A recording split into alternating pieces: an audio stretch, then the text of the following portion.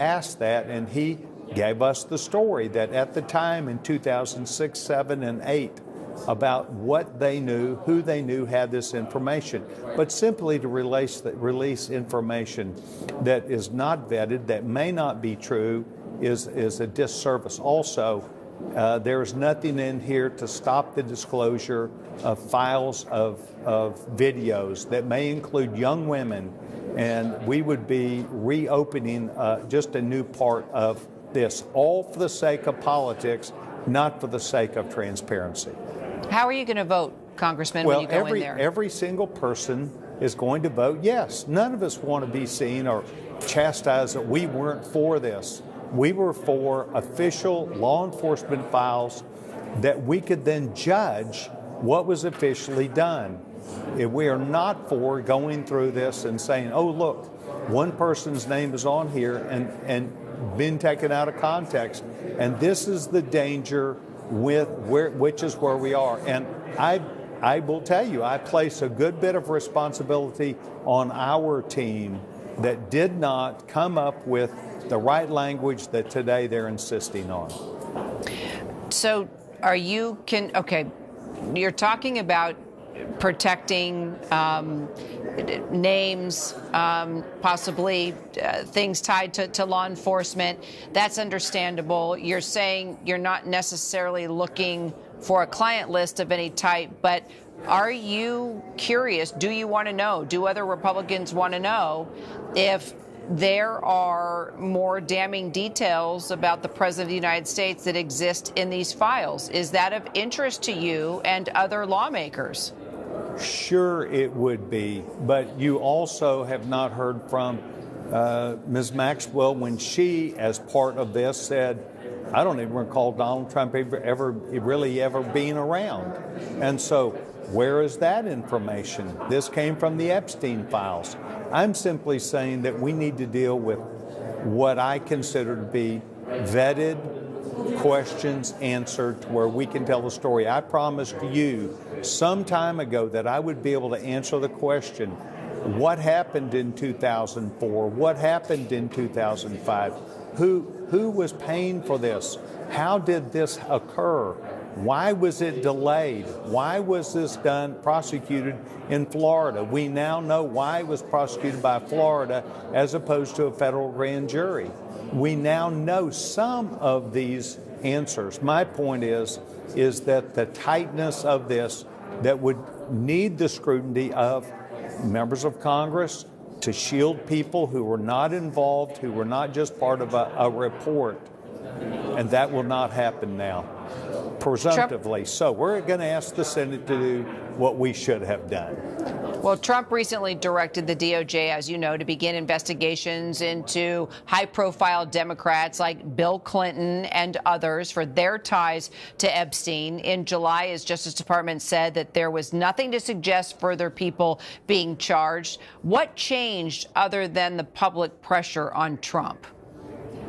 What changed is the United States House of Representatives failed to put forward our enunciation in a bill of what we were doing and what we would expect to happen.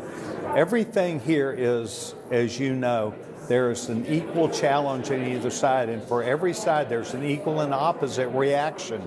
And we failed to have our best bill on the floor, and that's why we don't have it today. One more question, Congressman. That the bill carves out exceptions for documents not to be released if they're part of a current investigation. And you just pointed out you support that. So are these new investigations, though, that we're talking about into prominent Democrats just an excuse not to release all of the files? Well, this was written as a discharge petition that I think was by someone who did not see the full depth of the evaluation. It was never meant to be a policy update. It was meant to be a political hit. And it was drawn that way, it was executed that way, and it's being voted on that way today. And I think that we in the House of Representatives, certainly Republicans in the majority, need to do better to see this for what it is and to counter the move months ago. And that's all I'm simply suggesting. There are things which I do not completely understand, which James Comer has gotten into, the Speaker has gotten into. They are legal documents, and there's a lot of information here. As you recall, we remember when the Attorney General Bondi said she thought she had the documents, and then within days or weeks she said, whoops, I don't have all the information. So these would be things that our bill would have taken into account. 100% of the information would have been available. And this is where the crack came, because all of a sudden we figured out, whoa, maybe we're not going to get all of the documents. And this created then our friends, the Democrats, coming to a discharge petition that they have been successful at, and we are left flat-footed.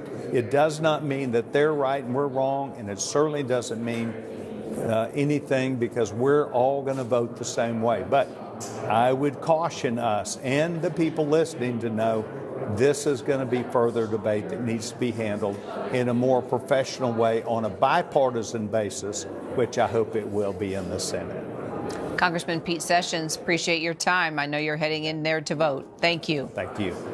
All right, let's take another live look at the House floor, where Congressman Sessions will be headed soon. They're debating the bill to release the Epstein files. As we told you, we're going to continue to follow this all live and bring you the vote as soon as it happens.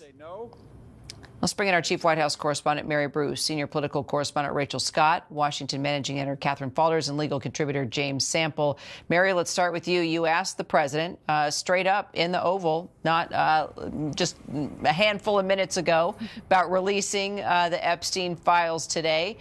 He wasn't very happy with you. No surprise, but that's what happens when he gets a really direct and strong question. He gets angry, and then he starts to deflect, and then, well, we saw what happened.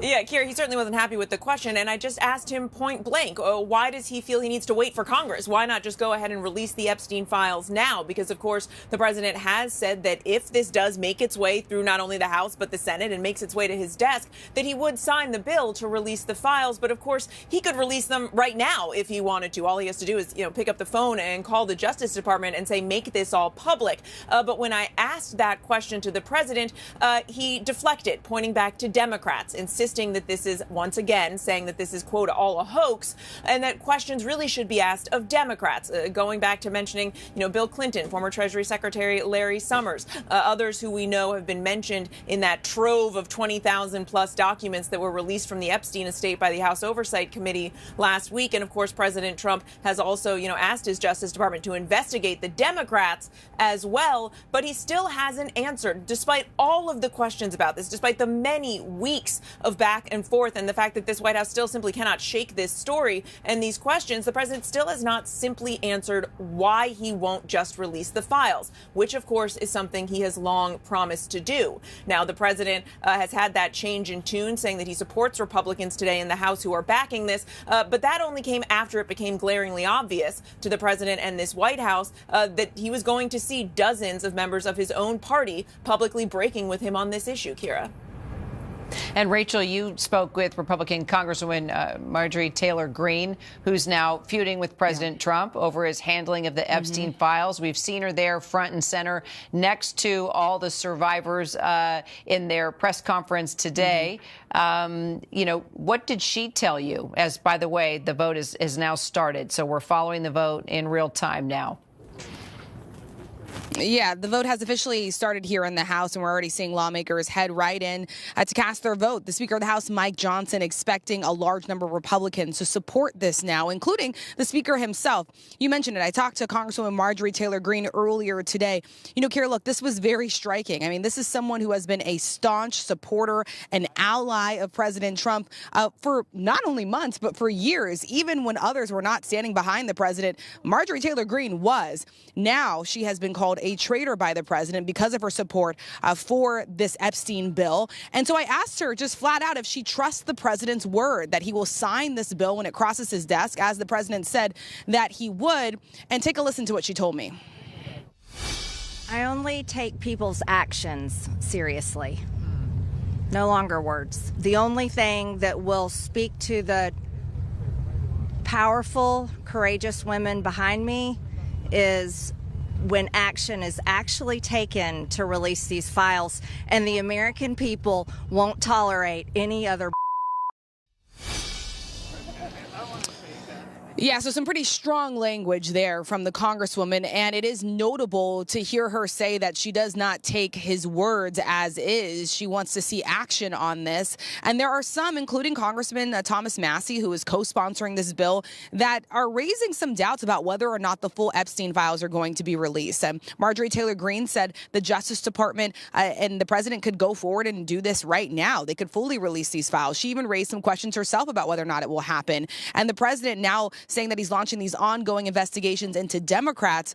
Many people here are speculating and wondering whether or not that could be used as a cover to further delay the full release of these Epstein files. One important thing, Kira, after this passes the House, which we expect it to do, and then heads over to the other side of the Capitol, which of course is the Senate, and it's still unclear how exactly they plan to handle this. If they plan to make changes, amend it, that would send it back over here to the House. This could really drag out the process for a number of weeks, Kira. All right, and right now, so far, all the votes going yes. There you go. There's 37. All right, so Rachel, Republicans planned to vote yes on the bill before Trump said to even do so. So what does that say to you about just the importance of these files to the whole MAGA movement?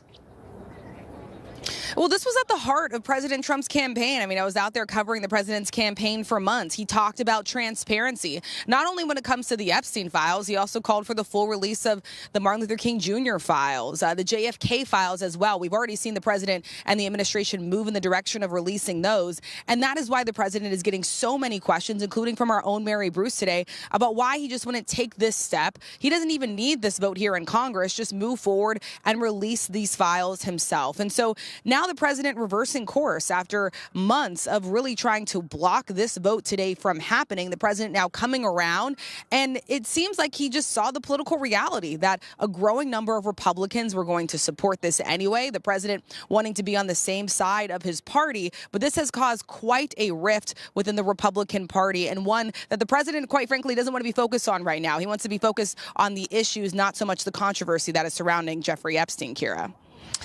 All right, let's bring in now our congressional correspondent, Jay O'Brien. Brian, stay with us, Rachel and Mary. Jay, the House, of course, we've been saying this all along, is likely to pass this bill. So once that happens, what's next?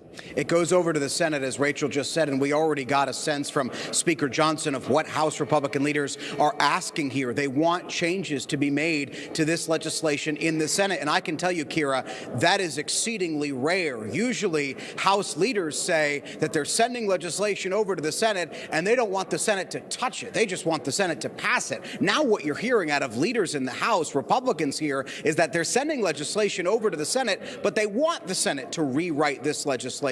And that is in part because Speaker Johnson says this bill was forced onto the floor. He didn't want to put it on the floor for a vote. He was forced to do this by the discharge petition, which means that the legislation can't be amended. And also the Speaker says he has serious issues with the contents of this bill. In particular, the Speaker says it doesn't do enough to protect the identities of victims. Now, the proponents of this legislation push back on that, but Speaker Johnson has made it clear he wants Majority Leader John Thune to rewrite this bill, then try to get it out of that chamber, which could be a process, and then ultimately, if it does pass the Senate, if it is rewritten, it would have to go back to the House. Democrats are calling that a delay tactic. You heard Jamie Raskin there during debate on the floor saying that he didn't want the Senate to, quote-unquote, monkey around with this legislation, and he said that if they did, it would only delay the passage of this further and further and further. And he pointed to what President Trump said just yesterday, which is that the president, when he was asked, said he would sign this legislation as is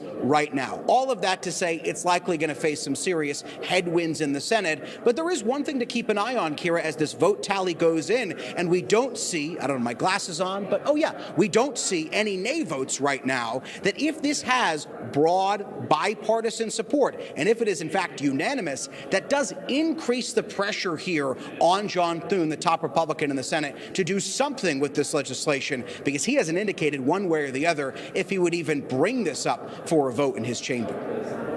And yes, I don't need my glasses because I'm a little closer to the screen. It looks like 129 yeses to this point. All yes to this, what time remaining 7.5 minutes. Catherine, the Department of Justice has been in possession of these files for years. And we talked about how Attorney General Pam Bondi said, hey, I've got them right here on my desk. And then we thought we were going to actually see all those files. Then all of a sudden, the president got into her ear, and we didn't. Yeah. Oh, okay. Stay with me, Catherine. It looks like Tim. It looks like Rachel has a pull aside with Tim Burchett. Stay with me, Catherine. All right, let's listen in. Constitutional, but I don't really care. I think that we put a stigma on this, and we need to. It's kind of like mental illness. We need to let people know that they can. There is some safe harbors. Yes, ma'am. I like the turn to me. Thanks, Congressman. President Trump reversing course on this. I mean, what did you make of that? The president changing his tune, now supporting this. And quite frankly, could Republicans have just avoided all of this back and forth with the president, just move forward and release these files anyway? Yeah, of course. The interpretation is going to go back and forth of what he meant by that. Was it ridiculous, the fact that the Democrats have had it for 4 years and now we've had it for 9 months and we're doing something with it? Or was it ridiculous for some other reason? I don't know. I'm just glad we're doing it, and I'm glad the president supports it. What do you make of Speaker Johnson saying that he asked Leader Thune to amend whatever you pass out of the House here today? If it amends it to protect the lives of some of the ladies, because some of the ladies didn't want their names released. And I was in a meeting with one, and she said, in fact, her name was, what's the word, John? Or not John. Redacted. I'm sorry. I've said it a million times. She wanted her name redacted, but she just wanted to find out what had happened to her, because her defense mechanism that God gave her was to black that out. And then I asked the question, so you want the files released? And their attorney said, no, she does not. So I think there's some miscommunication there. I wish we'd have gone a little slower and got there a little faster. I wish we would have all gotten together on this thing in the beginning instead of pointing fingers. And then maybe we could have saved some of those innocent ladies a little bit of hardship. Because what's going to happen, I'm afraid, the ones that don't want it out, that their names get released, or some smart reporter figures out who they are, they're going to be having Thanksgiving dinner or going somewhere, and then one of y'all is going to put a mic in their face, and their families had no idea what had happened to them, and they're going to relive that whole thing. Because if you ever dealt with these folks, I mean, it's a life sentence. It's a life sentence. So, that's who I hurt for right now, because I believe they're going to get their judgment, the bad people. I believe what the Bible says about the millstone around their necks, and they're going to be with Epstein. They're going to be burning in hell for eternity. What do you make of the way this has divided your party? It is a follow-up. Listen to it, Rachel. I mean, this is really divided your party. Congresswoman Marjorie Taylor Greene and President Trump at odds at this point. Yeah, well, I've been here 8 years, but I've seen a lot of people that get at odds, and then a week later they find some common ground and they're back together again. So I don't get too worked up over that. I worry about my relationship with folks up here, and I don't really worry about anybody else's, and nor do I really care. It's their business. What's your message to the Senate? The Senate needs to... All right, that's our Rachel Scott there that was able to get a pull aside there with Tim Burchett. A number of reporters asking him questions. Don't know if he voted yet or not. I assume so, since he's out there on the steps. But Catherine, let me bring you in. I guess, first of all, you were listening to Burchett there. Any comments on what he had to say before I ask you a couple questions? Well, I think obviously he's still talking to Rachel about this, but I would be curious, particularly what Burchett says, if he makes more comments on what Rachel asked him about Marjorie Taylor Greene and breaking with the party, and particularly how their relationship, by their relationship I mean between Trump and Marjorie Taylor Greene, Trump and Thomas Massie, how that progresses over the coming months and years. I know that Burchett was still commenting on that there. So it'll be interesting to see where I'm looking at that screen now, Kira. You see, well, I actually do see that one no Republican vote just showed up on that screen. I'd be curious to see exactly who that is, but also just how this changes, if it changes at all, Trump's relationship with the Republican Party moving forward, particularly those who signed that discharge petition. We'll have to see what reaction Trump has following this vote. All right, so 214 yeses, 1 no. Our Jay O'Brien's tracking that no vote, so we can try and find out who that is, Catherine. And Catherine, the Department of Justice, as we have been talking about, I was starting to ask you about this before Rachel was able to pull Burchett aside there, has been in possession of these files for years now. We've been covering this story for years, the Jeffrey Epstein.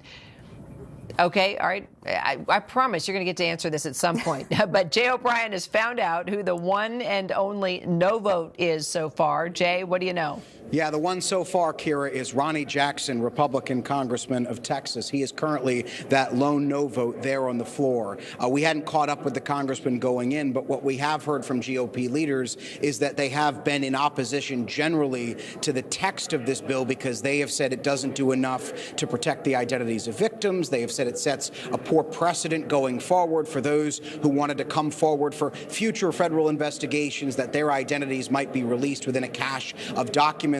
What we've heard from the proponents of this legislation is that the victims of Jeffrey Epstein, including those who spoke here on Capitol Hill this morning and did so about a month and a half ago as well, want this legislation to go forward. They want these files to be released. And it looks like if we look at this live vote tally too, that one no vote has gone back away. So I think as all votes are, they are not final until they're done, meaning that a member who votes can choose to reverse their vote, and sometimes they make an error when they cast their vote. So it looks like that may have been an error, and we're back to it being unanimous there on the floor, Kira.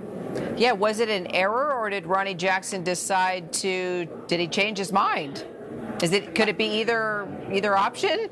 I can tell you, when I've seen it done this quickly, it's often in error. It's usually like, the punching of a no versus a yes. The buttons are close together, but we have no way of knowing. The reality here is, though, the vote is not final until it's gavelled out. But right now, if it holds this trajectory, it will be close soon to being on track to pass. The magic number here, if everyone shows up and everyone is voting, is above 289. That would involve 75 Republicans at minimum. But right now, we haven't seen a single Republican no vote at this hour. And think about how striking of a turnaround this is, Kira. This is legislation that this time last week, the White House was in staunch opposition to. They were working on Lauren Boebert to try to get her signature it looks like off of the discharge petition. We're at 298, and 2 seconds ago, time is up. It's at 300. We hit 300, and time is up, Jay. 301.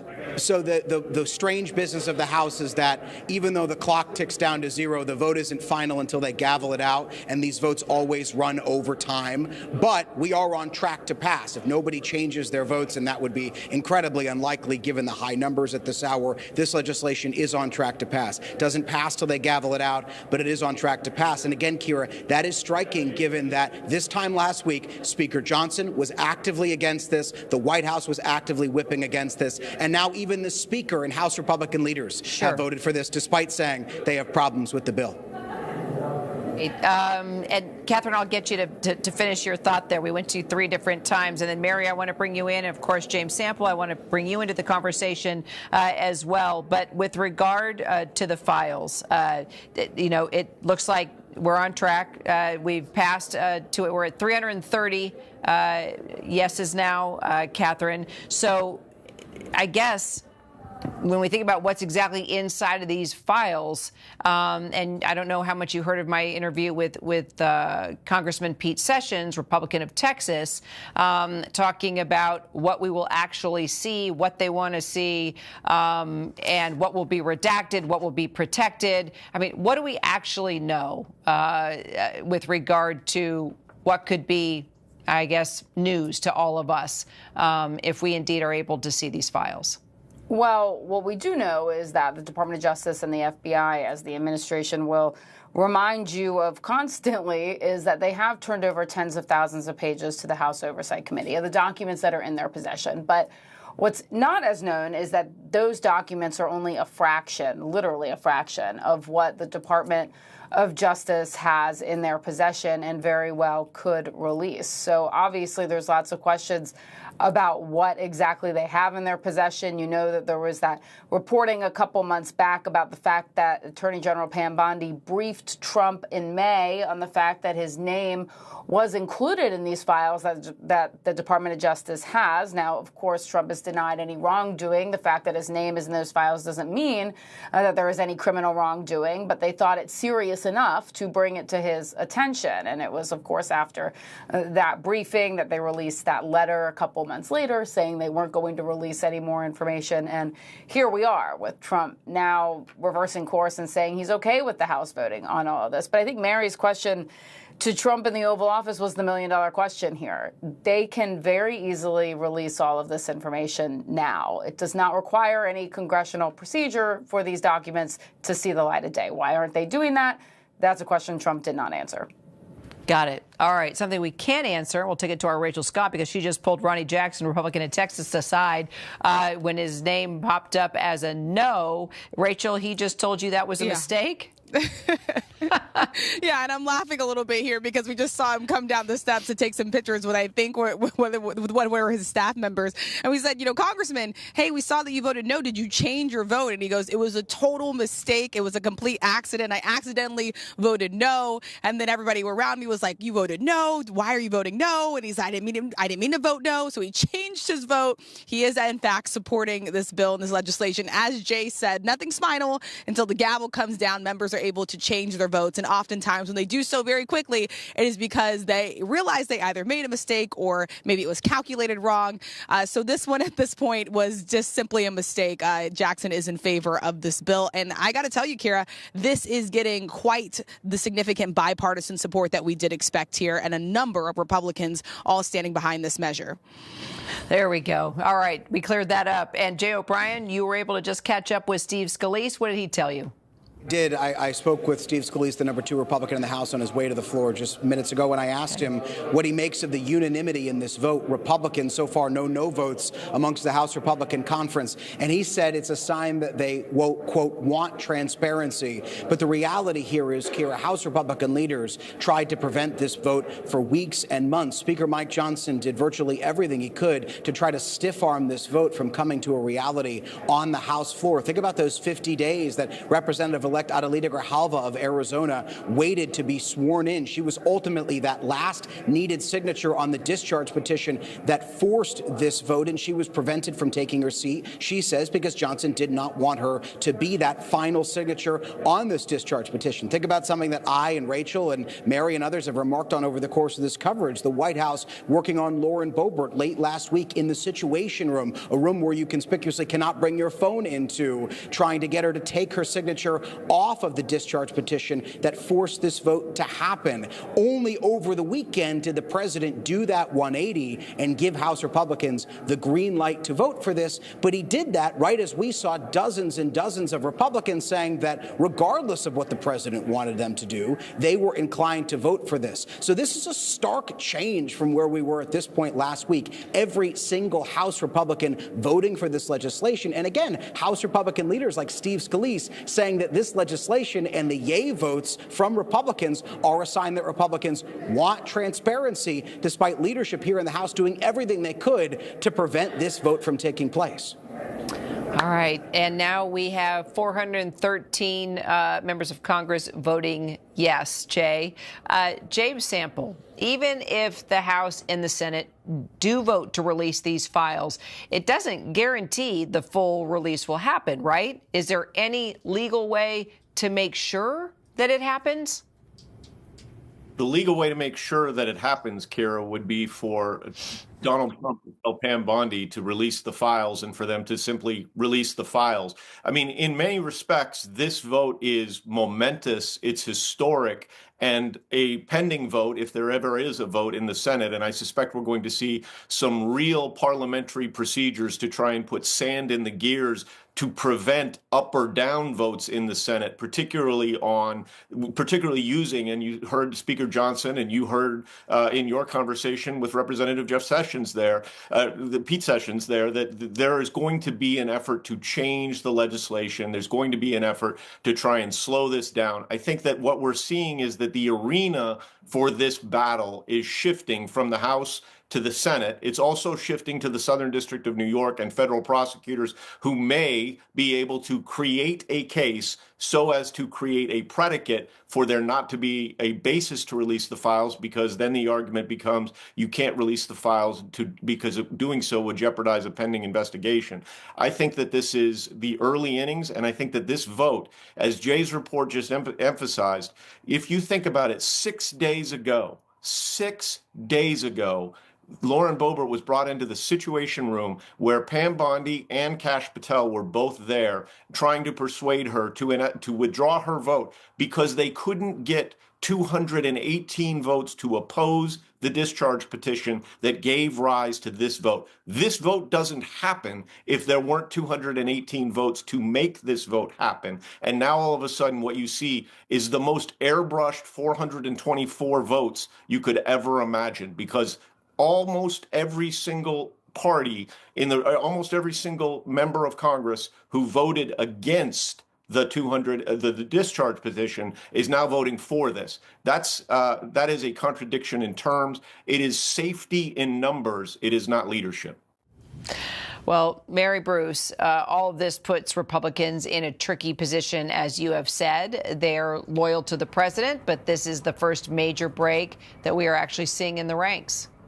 Yeah, it certainly is, and it's a big break in the ranks. I mean, dozens of Republicans expected when this is all over, a deluge, as it has been described by some, expected to break with the president and back the release of these files. And of course, you have to go back and remember the history of all of this. It was initially Republicans, the president himself, the vice president, his current attorney general, the current FBI director, who had been saying during the campaign that they were going to release these files. So many Republican voters have been asking and demanding for this. Many of those Republican members of the House have long said that they would support the release of these files.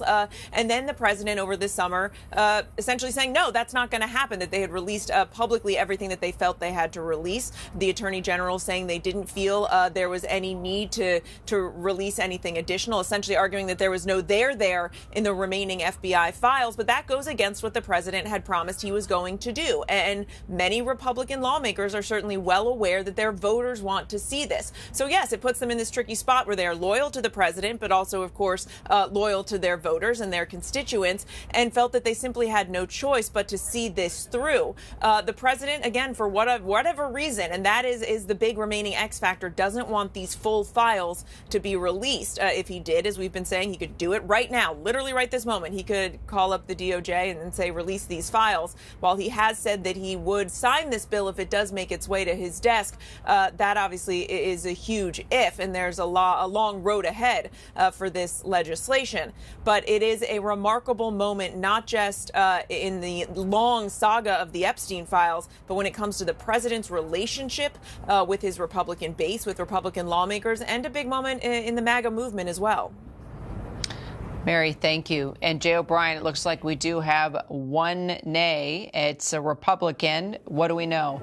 Yeah, it's Republican Clay Higgins, Kira. Again, no vote is final until it's locked in and until they bang that gavel. But it's Republican Clay Higgins as the lone no vote at this hour. Again, the arguments we've heard generally from Republicans who have been opposing this legislation, although not voting no, is that it doesn't do enough to protect the identities of the victims. That's what Speaker of the House Mike Johnson said. And then there are other Republicans who say there is that ongoing investigation in the House Oversight Committee that has subpoenaed Epstein records from the Department of Justice and from the Epstein estate, which is not covered in this discharge petition bill. The Epstein estate is not covered, and that this bill is unnecessary because that ongoing investigation has continued. Again, this Clay Higgins vote is not locked in yet, and if it does get locked in, we don't know what his reasoning is, but those are some of the arguments we've heard from Republicans in opposition to this bill, and it looks like it's getting ended right now, Kira.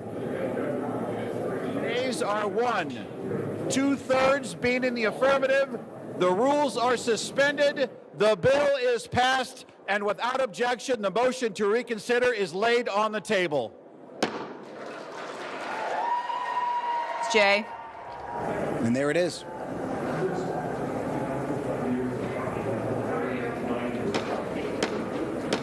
All right, sorry, Jay, I think my mic got cut off. Right at that moment, we got in there right on time. It has passed. Tell us what happens next. Yeah, well, first, Kira, you can hear that applause in the chamber. I can hear it here in the hallway right off the House floor.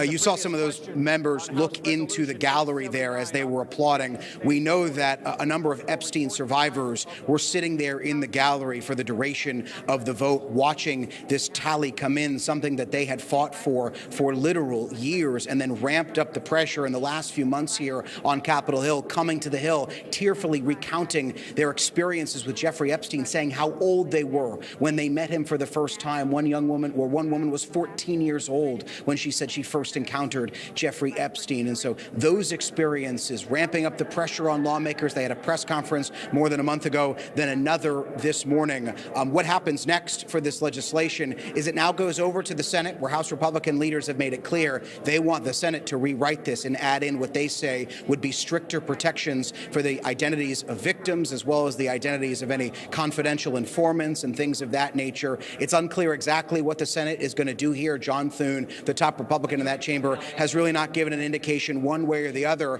which way he's leaning. Democrats have said getting the Senate to rewrite this would only be a delay tactic to pause and try to stop this legislation dead in its tracks. What exactly will happen in the Senate is unclear. If the Senate does rewrite this, it would have to go back to the House, where this fight could kick off all over again. If the Senate passes this as is, though, it would go to the president's desk, where the president said as recently as yesterday he would sign this legislation. Kira. All right, Jay. And Rachel Scott, I want to take it straight to you. You've got a statement from Representative Clay Higgins, the only no here. My guess is it's because he had been saying from the very beginning, by just his principles, he was voting no because he didn't want to see innocent people being hurt. Mm-hmm. Yeah, that's exactly right, Kira, and that's really what this statement says. I'm going to read in part to you what it says. He says, if enacted in its current form, this broad reveal of criminal investigative files will absolutely result in innocent people being hurt. He goes on to say, if the Senate amends the bill to properly address privacy of victims and other Americans who are named but not criminally impacted, then I will vote for this bill when it comes back to the House. But you heard there from Jay talking about the ongoing process, and I will tell you, just from the number of Republicans I've talked to even today, I mean, that is part of the concern here. This bill has now cleared the House. It now goes over to the other side of Capitol Hill. It goes over to the Senate. If they make changes, as Jay said, then it comes back here over to the House. They'd have to pass it before sending it to the president's desk. That is a process that could then take weeks. That's weeks that this Epstein saga remains in the news cycle. I know many here on Capitol Hill, especially within the Republican Party, are eager to move on and move past this. I do want to note, though, the vote tally here is quite significant. I mean, we've been covering Congress now for years, and it is hard to find Democrats and Republicans really agree on very much these days. The fact that this was a sweeping and significant bipartisan vote, not just from Democrats supporting this, but also Republicans that are calling from transparency, even though the White House, the Trump administration, the president himself, Republican leadership tried to stall this very vote now for months. In the end, it did come forward, and you saw it there. That vote tally is quite significant. A number of Democrats and Republicans voting to pass this, with the exception there of Clay Higgins, the Republican.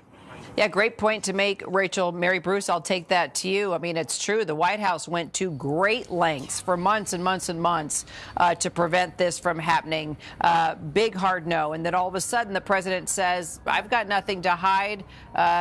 Release the files after we put together even a mashup yesterday of all the times he said that this was not a big deal. He was not involved. He didn't know the guy very well, you know, calling Jeffrey Epstein a pervert and that, you know, hoping it would all go away. Now look at what has just happened with quite a historic vote.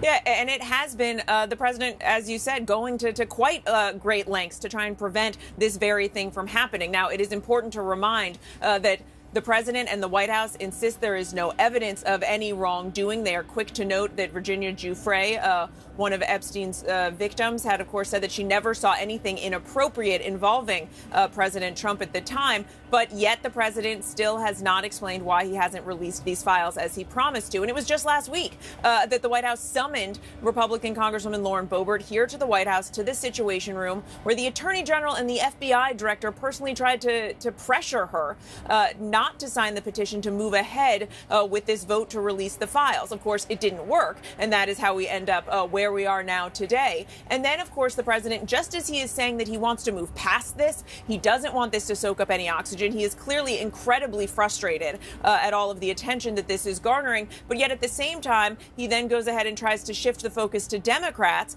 ordering the Justice Department to launch an investigation into Democrats who had ties to Epstein, while not, sort of explaining his own position on all of this. So it has been head spinning. It has been quite the evolution by the president.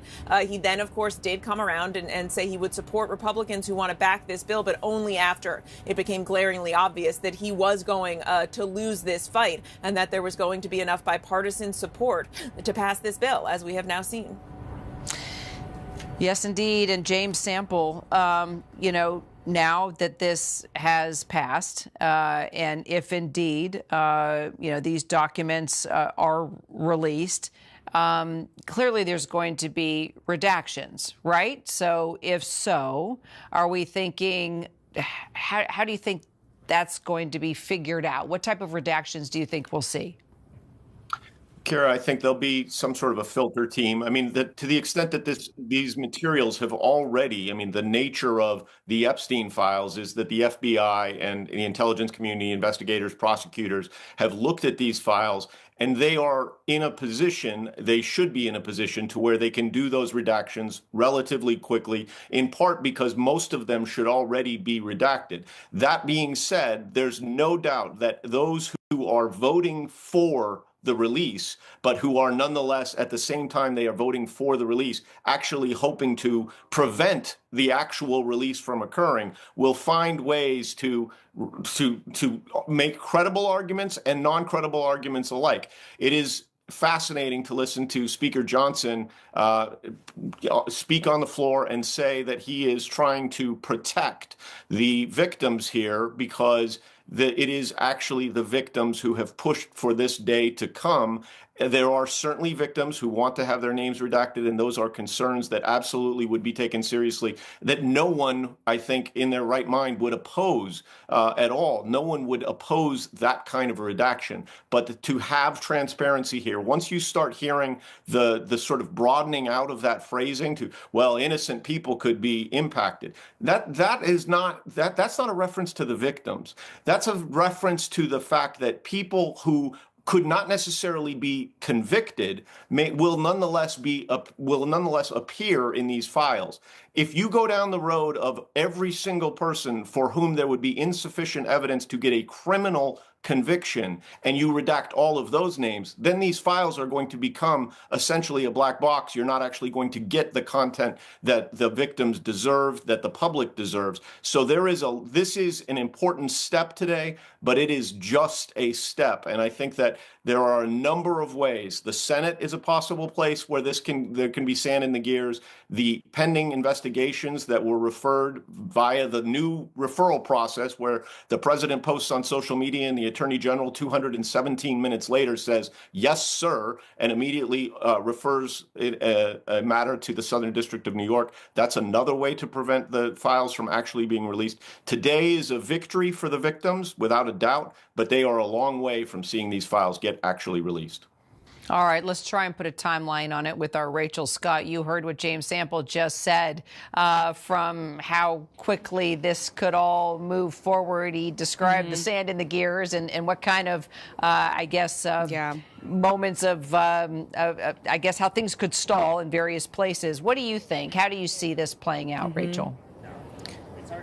Well, it's very interesting, Kira, because even the co-sponsors of this bill, Congressman Thomas Massey, a Republican who I spoke to right before he headed up these steps on his way in to vote, really cast doubt about how quickly this could move along. And part of this is some of the investigations that the president says he's now launching into Democrats related to the Jeffrey Epstein files. I mean, that could slow walk this investigation. We could end up in a scenario where the president says he cannot release the full Jeffrey Epstein files because there's ongoing investigations.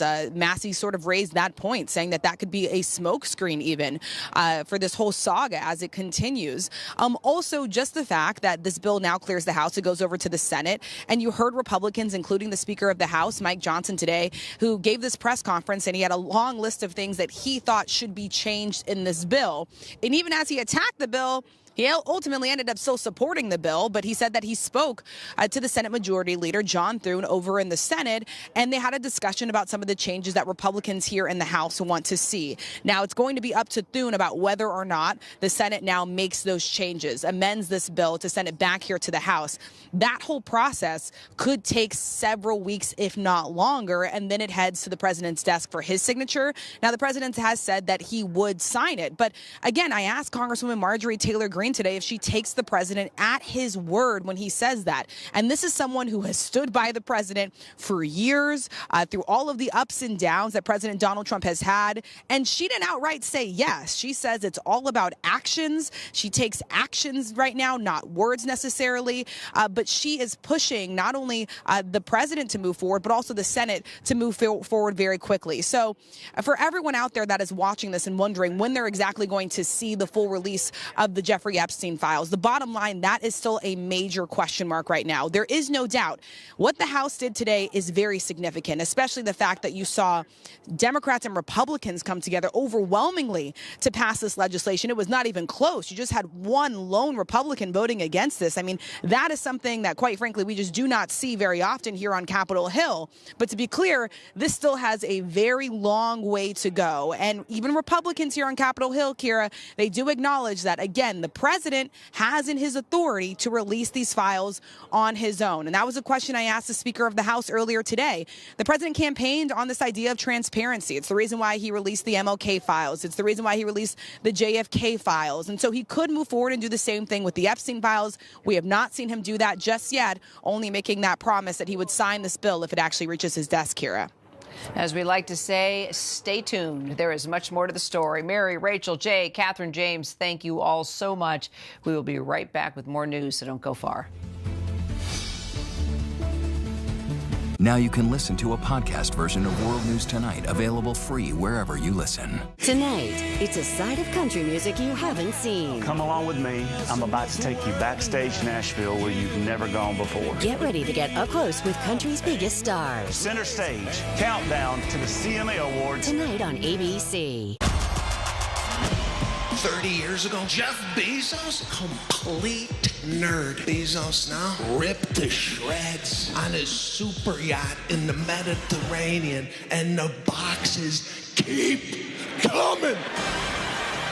You take out cash nowadays like kryptonite. No, we'll Venmo you later. No, you pay me now.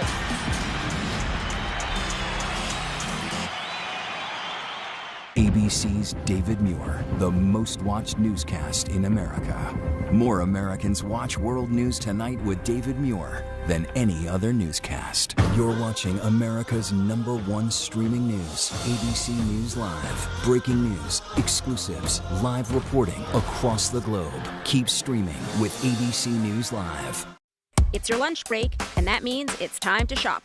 Get your phone ready. It's ABC Secret Savings.